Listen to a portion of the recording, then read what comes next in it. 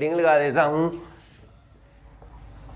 Amplitude modulation, आयाम modulation. आयाम modulation की अपने बात करते हैं तो आयाम मॉड्यूलेशन को सबसे पहले अपने ये बताते हैं कि होता क्या है आयाम मॉड्यूलेशन।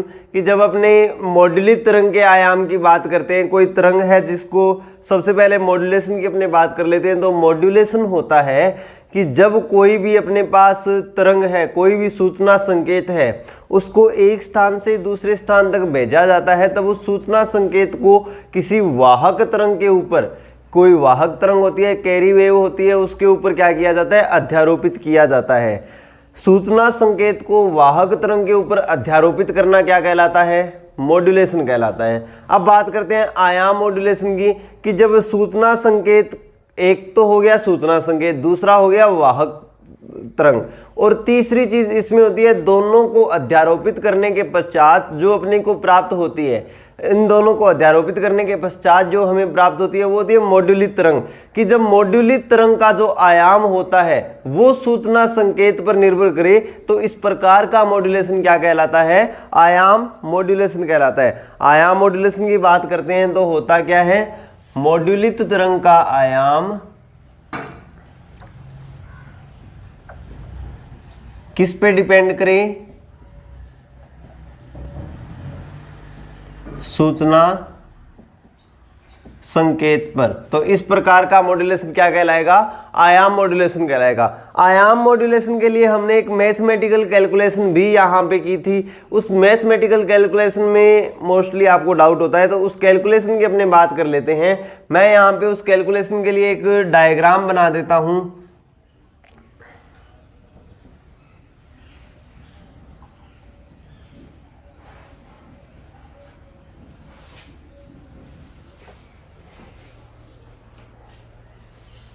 डायग्राम में देखिए सबसे पहले अपने पास एक है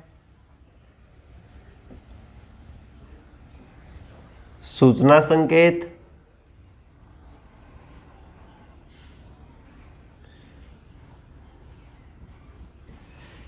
एक तो होगी सी टी, सी का मतलब है कैरिंग वेव, ठीक है। दूसरे को हमने शो कर दिया एम टी, एम टी क्या है, वहां पे सूचना संकेत है। दोनों को क्या किया जाता है, सूचना संकेत को जो ये अपने पास कैरिंग वेव है उसके ऊपर अध्यारोपित किया जाता है, ठीक है। अध्यारोपित किया जाता है तो अध्यारोपण क्या करता है, योग के नियम का पालन करता है। तो यहाँ पे एक डिवाइस लगाई जाती है जो क्या करवाती है, अध्यारोपण करवाती है। उस डिवाइस को अपने क्या कहते हैं, योज्य युक्ति, ठीक है। इस युक्ति से हमें क्या मिलता है, एक आउटपुट मिलता है। उस आउटपुट को मैंने नाम दे दिया x, उस आउटपुट को मैंने नाम क्या दे दिया, x, ठीक है। अब इसके बाद है कि जब योज्य युक्ति से हमें जो आउटपुट मिलता है उस आउटपुट को हम क्या करते हैं, एक दूसरे ऐसे एलिमेंट में से गुजारते हैं जो क्या करता है, जिसका नाम है वर्ग नियम युक्ति, ठीक है। वर्ग नियम युक्ति क्या काम करती है, इसको एक विशेष कॉम्बिनेशन के अंदर जोड़ देती है। वो कॉम्बिनेशन क्या है, मान लीजिए इसके कारण अपने को आउटपुट मिलता है y। y जो कॉम्बिनेशन है वो होता है ax² प्लस में bx। इस प्रकार से इसको क्या कर देती है, जोड़ देती है। जोड़ने के बाद हमें एक आउटपुट प्राप्त होता है। उस आउटपुट को क्या किया जाता है, एक फिल्टर से गुजारा जाता है। वो फिल्टर ओमेगा सी पर केंद्रित होता है। वो फिल्टर किस पे केंद्रित होता है, ओमेगा सी पर केंद्रित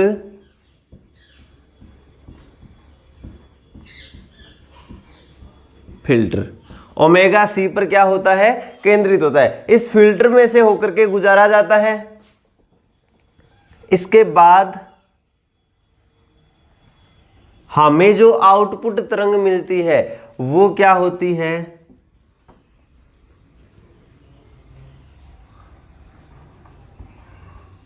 आयाम मॉड्यूलित तरंग होती है। जो आउटपुट तरंग मिलती है वो क्या होती है, आयाम मॉड्यूलित तरंग होती है। उस आयाम मॉड्यूलित तरंग को क्या किया जाता है, अब उसकी प्रबलता कम हो जाती है तो उसको किया जाता है प्रवर्धित। तो उसके बाद हमने जोड़ दिया प्रवर्धक, और प्रवर्धक के बाद उसको किससे जोड़ दिया जाता है,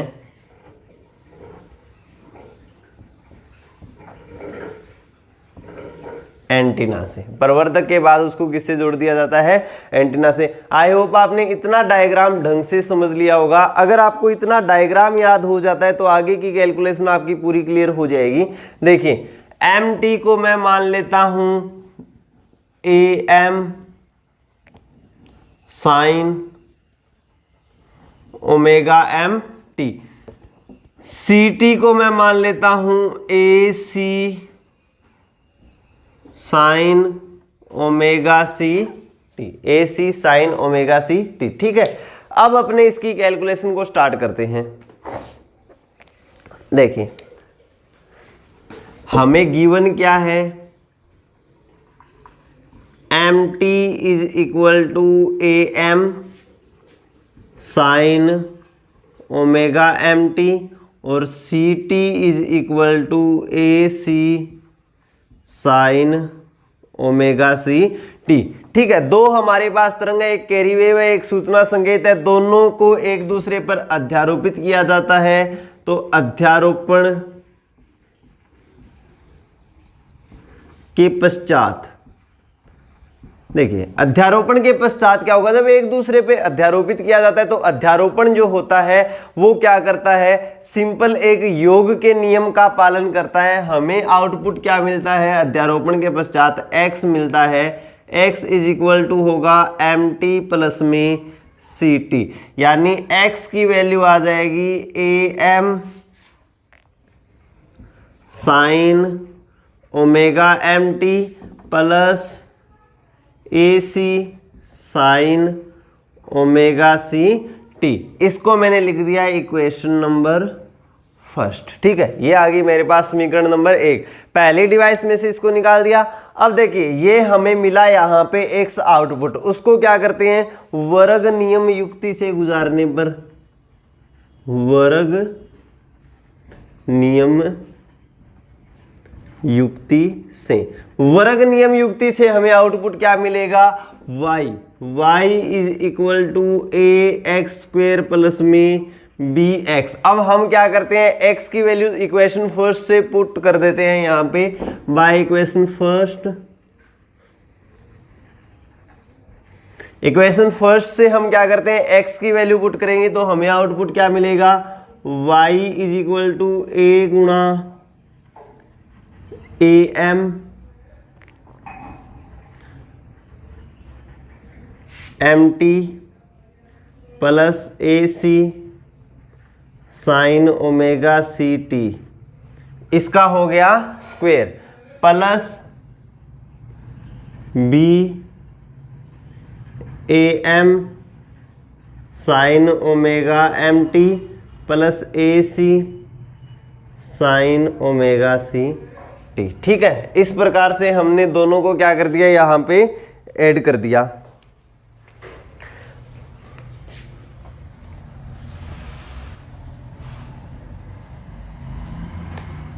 अब देखिए इस चीज को अपने थोड़ा सा सॉल्व करते हैं। a प्लस बी की होल स्क्वायर का अपने यहाँ पे फॉर्मूला अप्लाई कर देते हैं। y इज इक्वल टू, हमें देखिए क्या मिलेगा, y is equal to A M square sine square omega M T plus B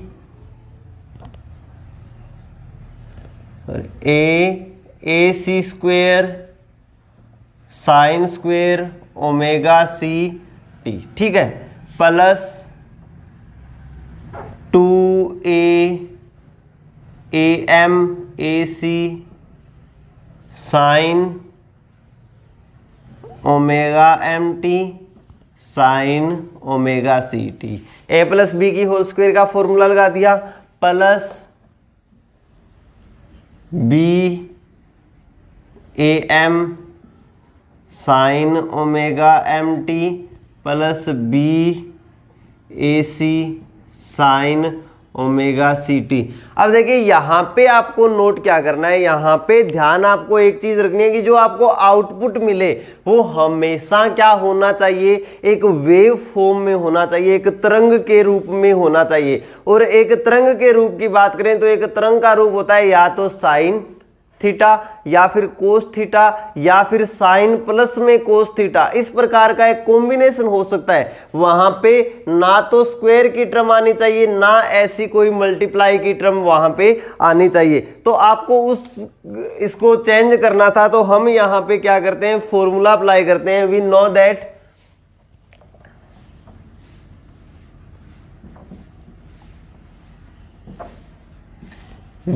that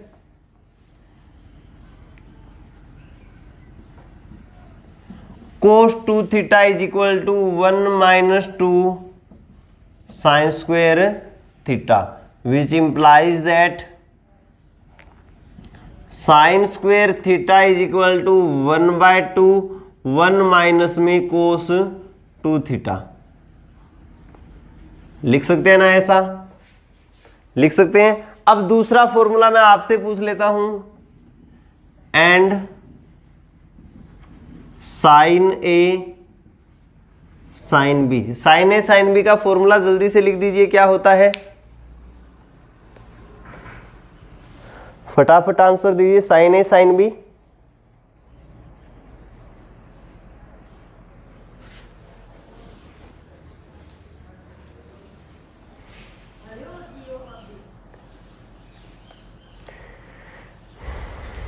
जल्दी से लिखिए। साइन ए साइन बी का फॉर्मूला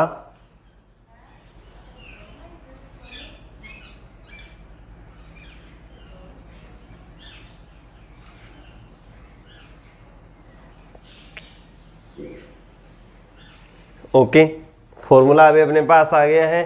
मैं यहां पे लिख देता हूं। आपने इसमें 2 साइन ए साइन बी का फॉर्मूला लिखा है, सीधा साइन ए साइन बी की अपने बात करेंगे तो वहां पे हाफ साथ में लग जाएगा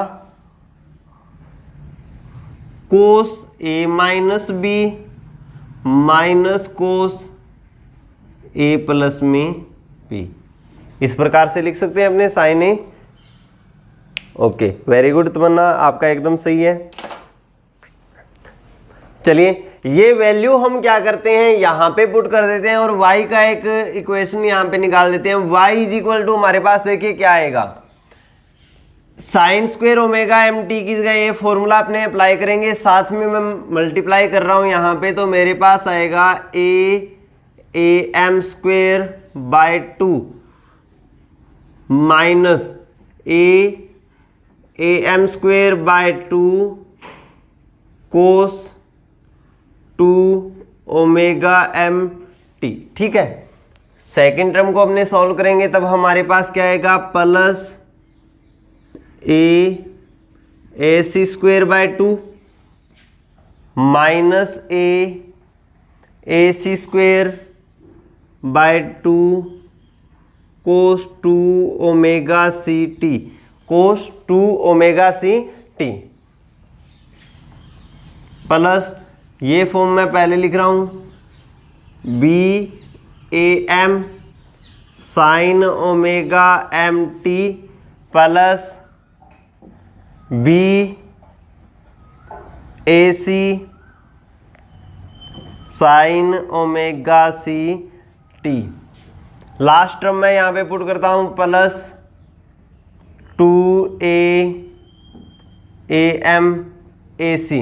डिवाइड में क्या आएगा, इसका फॉर्मूला अप्लाई करेंगे तो 2 आएगा, तो ये 2 तो खत्म हो जाएगा, इसका अपने साथ में ही अंदर मल्टीप्लाई कर देते हैं, तो मेरे पास वैल्यू क्या आएगी देखिए, 2 तो खत्म हो गया है, ए एम ए सी मल्टीप्लाई में आ जाएगा कोस ए माइनस में बी करेंगे, ए माइनस में बी करेंगे तो ओमेगा सी माइनस में ओमेगा एम टी प्लस में A M A C cos omega C plus में ओमेगा एम टी। यहां तक आपको कोई भी डाउट हो तो डाउट को पूछ लीजिए। यहां तक कोई भी डाउट हो तो उस डाउट को आप लोग पूछ सकते हो।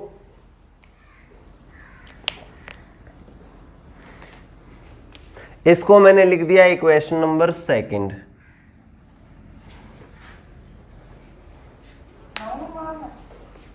कोई डाउट है यहां तक? आगे चल सकते हैं। देखिए ये वैल्यू हमने यहां पे निकाल ली। अब इसके बाद देखिए अपने पास दो टर्म ऐसी है यहां पे, एक टर्म तो ये वाली और दूसरी टर्म ये वाली। दोनों की दोनों में कोई फ्रीक्वेंसी नहीं है, कोई आवर्ती नहीं है, कांस्टेंट पार्ट है। कांस्टेंट पार्ट यहाँ पे एक प्रकार से अपने नॉइज में इंक्लूड कर सकते हैं। ये एक प्रकार का नॉइज है, ये कोई वेव फॉर्म नहीं है, तो ये हमें यहाँ पे वेव फॉर्म नहीं दे रही। इनको हमें क्या करना पड़ेगा? स्किप करना पड़ेगा। इनको हमने स्किप कर दिया, बाकी पार्ट हम यहाँ पे रखते हैं। इन दोनों को अपने क्या कर देते हैं? नॉइज मान लेते हैं। ये भी क्या हो गया? अब देखिए जैसे ही मुझे y मिला उसके बाद मैंने क्या किया? ओमेगा सी पर केंद्रित फिल्टर मुझे यहां पे लगाना था। फिल्टर लगाने से पहले मैं क्या करता हूं? यहां पे एक ग्राफ बनाता हूं। एक ग्राफ अपने बनाते हैं। ग्राफ देखिए किस प्रकार से बनता है।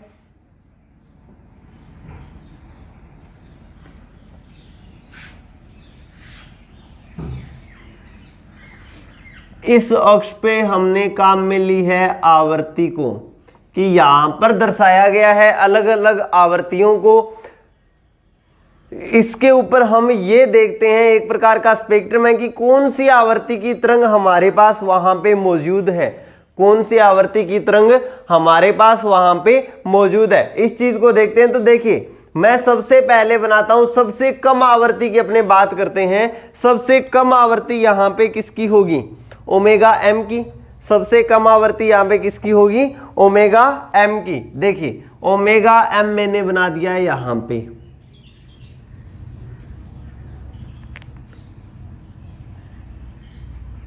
क्योंकि सूचना संकेत होता है उसकी आवर्ती बहुत ही कम होती है। आवर्ती को बढ़ाने के लिए ज्यादा आवर्ती की तरंग पे हम क्या करते हैं? उसको अध्यारोपित करते हैं। जब मॉड्यूलेशन करते हैं तो सूचना संकेत की आवर्ती कम होती है, उसे ज्यादा आवर्ती की जो तरंग होती है उसके ऊपर अध्यारोपित किया जाता है। तो ओमेगा एम का मान ऑब्वियस सी बात है बहुत कम होगा, और उसकी अपेक्षाकृत ओमेगा सी का मान क्या होगा? बहुत ज्यादा होगा। तो ये क्या हो गई? Omega C. अब देखिए ओमेगा एम आ गया हमारे पास, ये वाला पार्ट, ओमेगा सी यानी कि ये वाला पार्ट। उसके बाद अपने बात करते हैं तो 2 ओमेगा एम बनाएंगे तो इसका डबल हो जाएगा यहां पे। ये आ जाएगा क्या?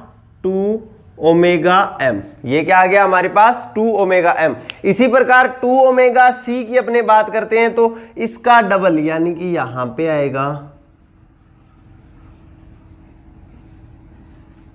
कुछ इस प्रकार से 2 ओमेगा सी आएगा, यानी कि हमने एक तो ये पार्ट आ गया हमारे पास और दूसरा ये पार्ट आ गया। इनको भी हमने यहां पे नोट कर दिया। नेक्स्ट पार्ट देखिए इसके बाद क्या बचेगा? एक है ओमेगा सी माइनस में ओमेगा एम। इस पूरे में से इतना सा पार्ट घटाएंगे तो हमारे पास यहां पे एक वैल्यू आएगी जो क्या होगी? ओमेगा सी माइनस में ओमेगा एम। इसी प्रकार एक वैल्यू यहां पे आएगी जो क्या होगी? ओमेगा सी प्लस में ओमेगा एम। ग्राफ में कोई भी डाउट हो तो डाउट को पूछिए। ग्राफ में कोई भी डाउट हो तो उस डाउट को पूछ लीजिए।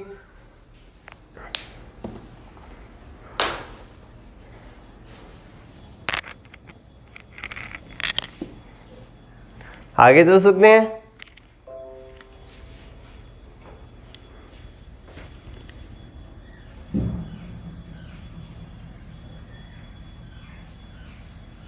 देखिए नेक्स्ट पार्ट में अब अपने क्या काम करते हैं।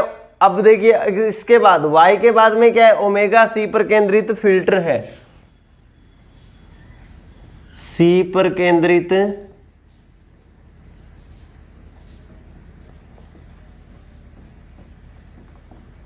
ओमेगा सी पर केंद्रित फिल्टर है। जैसे ओमेगा सी पर केंद्रित फिल्टर की बात करेंगे तो वो ओमेगा सी और लगभग ओमेगा सी वाली आवृत्तियों को जाने देगा। ऐसा फिल्टर बनाना असंभव है जो केवल और केवल ओमेगा सी की आवृत्ति को जाने दे।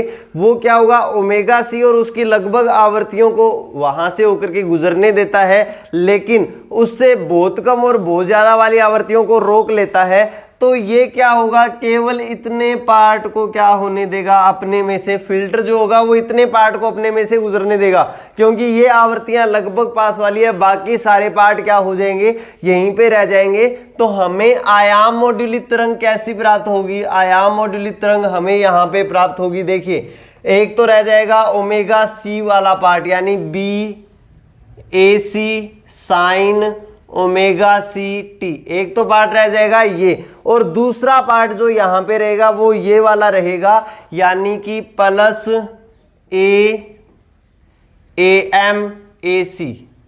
मैं दोनों को कंबाइन लिख रहा हूं यहां पे, कोस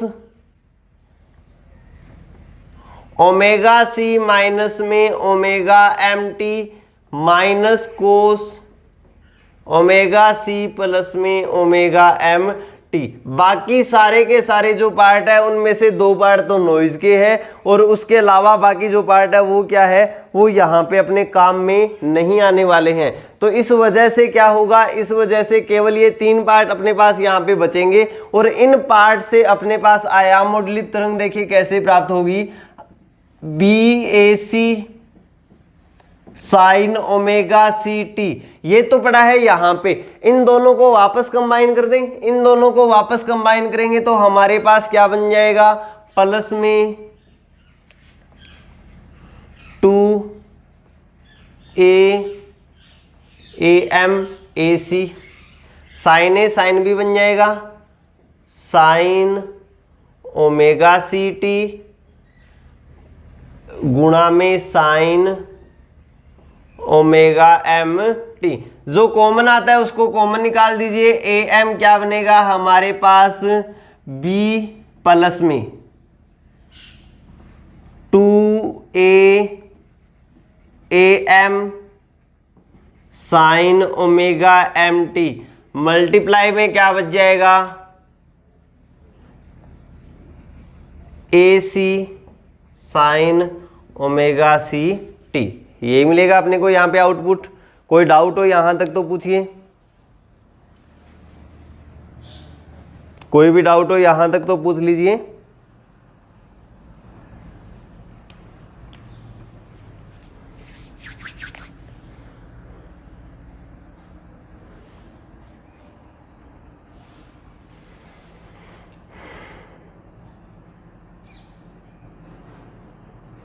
नो डाउट, आगे चल सकते हैं। देखिए हमें ये जो तरंग मिली इसको मैंने इक्वेशन नंबर लिख दिया 3। इक्वेशन 3 में अपने देखेंगे तो जो ये पार्ट है ये आवर्ती का पार्ट है, इसका साइन ओमेगा सी टी, और ये वाला जो पार्ट बचता है ये पार्ट किसका काम करता है, आयाम का काम करता है।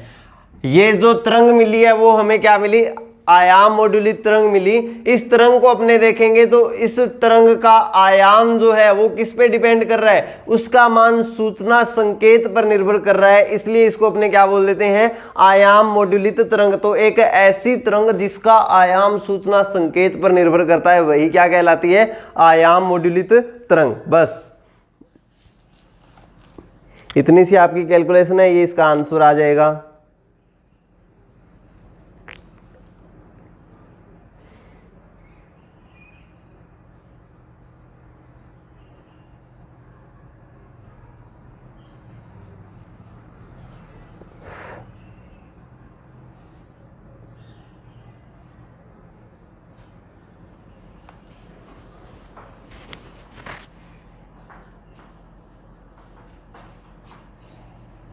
अंजलि का डाउट है 416 नंबर पेज पर न्यूमेरिकल नंबर 17। चलिए पहले 416 नंबर पेज पे देखते हैं।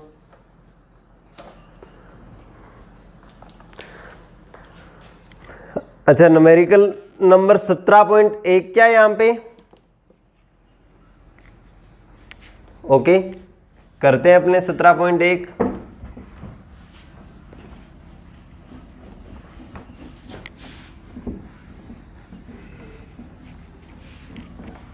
देखिए 17.1 नंबर न्यूमेरिकल की अपने बात कर लेते हैं। न्यूमेरिकल को पढ़िए। 10 माइक्रोफेड धारिता के एक समांतर प्लेट संधारित्र को आवेशित करने की प्रक्रिया में 50 वोल्ट विभवांतर तक पहुंचने में क्या लगता है? 50 सेकंड का समय लगता है। संधारित्र की प्लेट का क्षेत्रफल आपको यहाँ पे गिवन है, तो आपको ज्ञात क्या करना है? औसत चालन धारा, औसत विस्थापन धारा और विद्युत क्षेत्र में समय के साथ परिवर्तन की दर, तीन चीजें आपको यहाँ पे फाइंड करनी है। औसत चालन धारा, औसत विस्थापन धारा और विद्युत क्षेत्र में परिवर्तन की दर। चलिए सबसे पहले आपको इस न्यूमेरिकल में जो गिवन है उसको लिख देना है।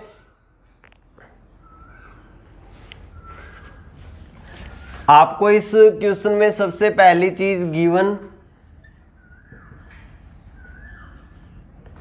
संधारित्र की धारिता कैपेसिटेंस C का मान कितना है? C का मान आपको दिया हुआ है 10 माइक्रोफेड होना चाहिए। आपकी बुक में माइक्रो मिसप्रिंट है। ओके, 10 गुना में 10 की पावर -6 फेरड धारिता के एक समांतर प्लेट संधारित्र को आवेशित करने की प्रक्रिया में 50 वोल्ट तक का विभवांतर। अब विभवांतर V की अपने बात कर लेते हैं, कितना है? 50 वोल्ट। कहां से? ये तो V फाइनल है, V इनिशियल कितना है? 0 वोल्ट। ठीक है, यहां तक पहुंचने में जो टाइम लगता है, T फाइनल की अपने बात करेंगे तो T फाइनल का मान कितना है? 50 सेकंड। और T इनिशियल कितना मान लेंगे? 0 सेकंड। ठीक है, क्लियर हो गया होगा यहां तक आपको। संधारित्र की प्लेट का क्षेत्रफल A का मान दे रखा है। इसके बाद आपको A की वैल्यू कितनी दे रखी है? A की वैल्यू यहां पे आपको गिवन है 10 गुणा में 10 की पावर -12 मीटर स्क्वायर।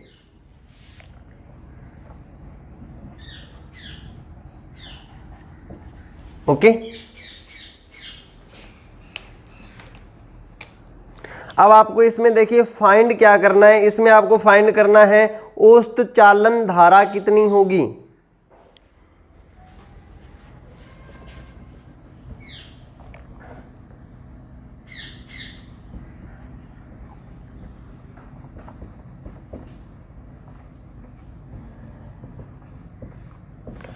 चालन धारा की बात करेंगे तो चालन धारा क्या होती है, किससे प्रदर्शित करते हैं? IC से, कंडक्टिंग करंट। इसकी वैल्यू क्या होगी? चालन धारा होती है आवेश प्रवाह की दर dQ/dt, आवेश प्रवाह की दर।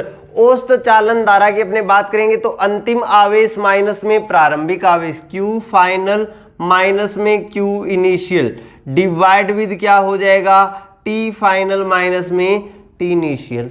औसत चालन धारा की बात करेंगे तो अंतिम आवेश माइनस में प्रारंभिक आवेश। आगे कैलकुलेट करते हैं अपने, इसमें Q फाइनल की अपने बात करते हैं तो Q फाइनल का मान संधारित्र है, संधारित्र की कंडीशन लगा देते हैं।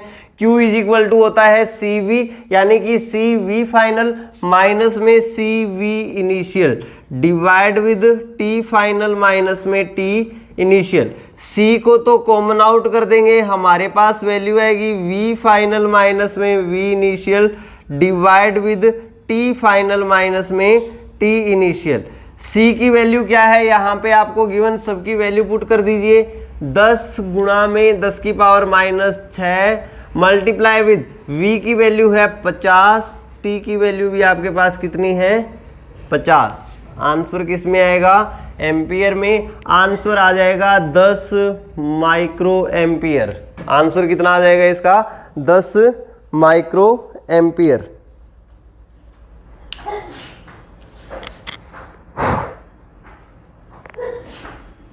अच्छा, बुक का आंसर 10 की पावर -3 एम्पियर यहां पे आपको गिवन है।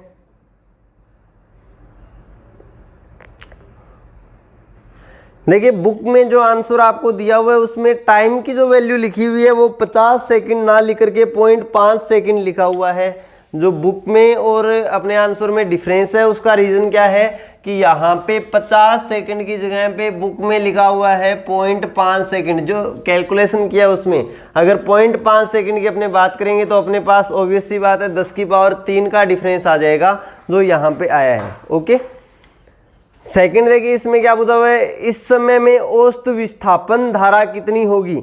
अगर औसत विस्थापन धारा की अपने बात करें तो हमने जब पढ़ा था इसको विस्थापन धारा और चालन धारा को, तो सेकंड क्वेश्चन में हमने ये लास्ट में लिखा था आई डी बराबर होता है आई सी के। जो डिस्प्लेसमेंट करंट होती है वो बराबर होती है चालन धारा के, लेकिन वहां पे एक ही कारण होता है कि जो चालन धारा होती है वो आवेश के प्रवाह के कारण प्रवाहित होती है, लेकिन विस्थापन धारा आवेश प्रवाह के कारण प्रवाहित ना होकर के वहां पे विद्युत क्षेत्र में परिवर्तन के कारण क्या होती है, प्रवाहित होती है। तो आई डी का मान भी कितना आ जाएगा अपने क्वेश्चन के हिसाब से 10 माइक्रो एम्पियर आ जाएगा, और बुक में जो 0.5 सेकंड है उसके हिसाब से जो मिली एम्पियर है 1 मिली एम्पियर आ जाएगा। ओके, थर्ड देखिए इसमें क्या पूछा है, इस समय विद्युत क्षेत्र के समय के साथ परिवर्तन की दर फाइंड कीजिए।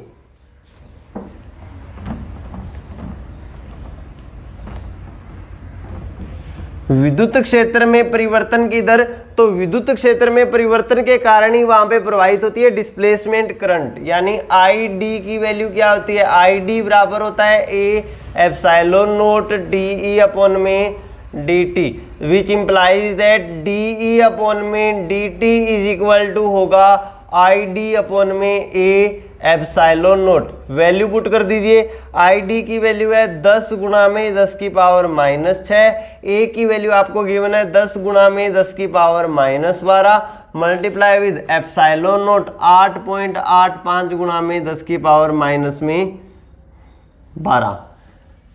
कैलकुलेट करोगे तब आंसर कितना आ जाएगा आपके पास,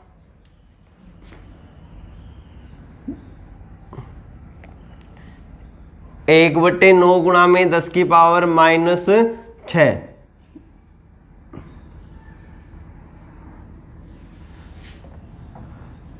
इसको सॉल्व करोगे तो आपके पास आंसर आ जाएगा 1.11 गुणा में 10 की पावर -7। विद्युत क्षेत्र की अगर अपने मात्रक की बात करेंगे तो क्या हो जाएगा, वोल्ट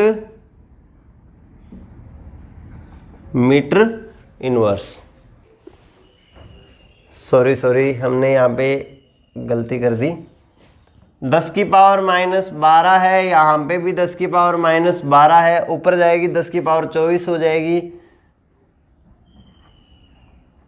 18। ठीक है, आंसर ये आएगा इसका 1.11 गुणा में 10 की पावर 17। मात्रक में यहाँ पे सेकेंड इनवर्स और मेंशन कीजिएगा।